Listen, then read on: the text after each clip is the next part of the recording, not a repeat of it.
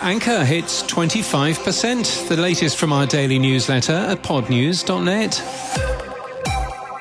More than a quarter of new podcast episodes published in April were on Anchor, according to data from John Spurlock. Spotify's free podcast host was responsible for 25.8% of all new podcast episodes in April, breaking 25% for the first time.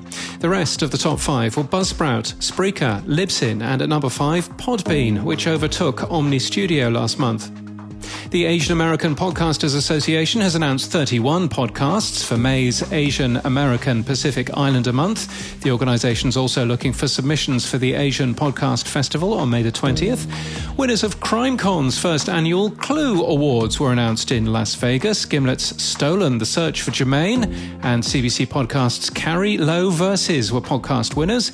We list all the winners' nominations and categories in our show notes and our newsletter at podnews.net. Spotify is hiring for a podcast moderation team in Dublin, in Ireland.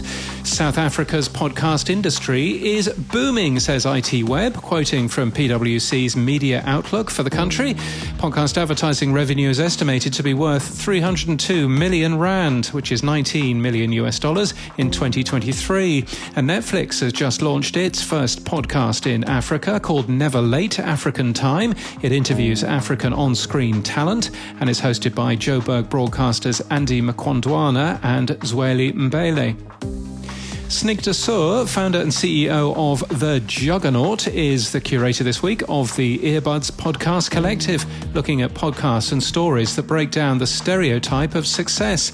She says, at the end of the day, it's not about how I built this, but how I'm building this. If you're looking for great podcast episode recommendations, you should subscribe at earbuds.audio. And Acast was the number 2 company mentioned in Podnews coverage, according to our latest ranker, a distant second from Spotify, which got the most mentions in our coverage over the last 90 days, helped by sponsorship of a feature last month, we guess.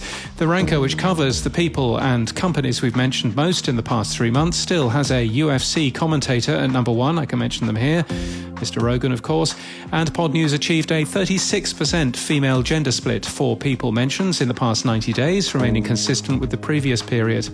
And Eid Mubarak if you're celebrating today, or Happy Labour Day if you're celebrating that, or Happy Monday if that's a thing where you are. And in People News, Tom Webster has announced he's to leave Edison Research. In his newsletter, he says he'll leave at the end of May and wants to continue to work to establish a podcast industry, a place where established networks and independent podcasters alike have fair access to information, revenue and opportunity. Pierre Bouvard, Chief Insights Officer at Cumulus Media, has been given a leadership award by the Broadcasters Foundation of America. And Asted Herndon is to host a new politics show for the New York Times. We're excited to develop a midterms show with him, said the company. It's a Monday, so time for some tech stuff. Have you ever wondered about the point of that rule from the IAB that says a valid download must be over 60 seconds? We wondered, so we ran some analysis from our audio server, and over the past 90 days we saw 486,000 requests for downloads of audio files.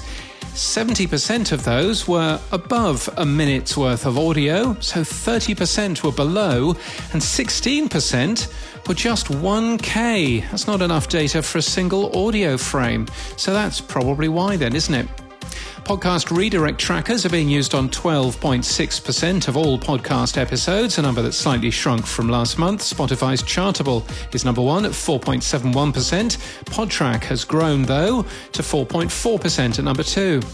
Amazon CloudFront has increased its share in podcasting and was used by 51.9% of all new podcast episodes last month. The second highest is Cloudflare, used by just 12% of episodes, and most of that's likely to be Buzzsprout. On the web player, Podverse now supports Live Item from the new podcast namespace. If you stream your show live, the Live Item tag tells your listeners the moment you start streaming. And the Podcast Index have produced an episode by GUID endpoint, which uses episode GUID as set in RSS feeds. We link to an example, and documentation is on the way, they say.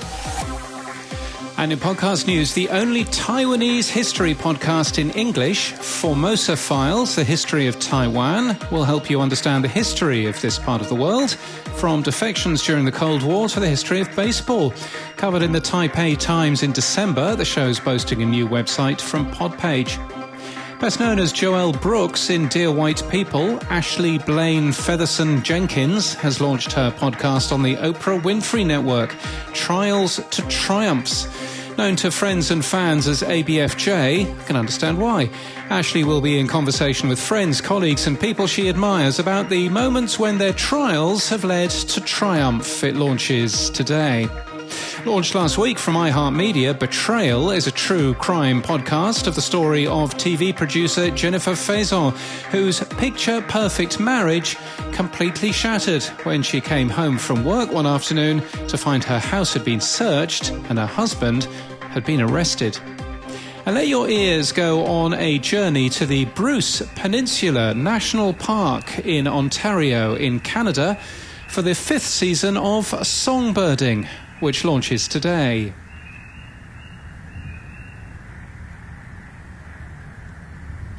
It's nice, isn't it? Aimed at an audience of both birders and general nature enthusiasts alike, this podcast also attracts a substantial audience that just likes to listen or relax.